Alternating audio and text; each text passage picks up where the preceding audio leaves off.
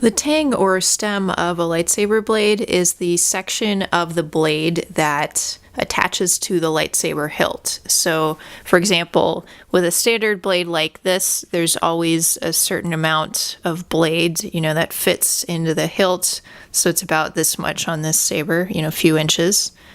That part of the blade, as it sits in the hilt, would be called the tang.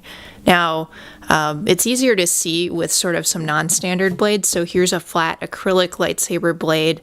The tang on this is very pronounced because the blade portion that's visible, that's the flat part, and the tang portion is this cylindrical part that is meant to be attached in the hilt.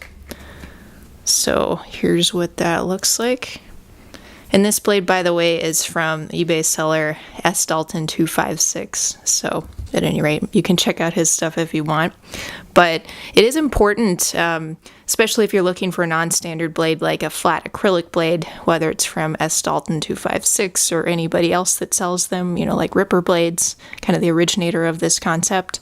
You do need to look at the length of the tang because you need to make sure that length matches the socket depth of the hilt that you have, because you don't want it to be sticking out too much. Or if you have windows in the emitter, you also want to make sure you have a long enough stem or tang, to fit in the socket as well.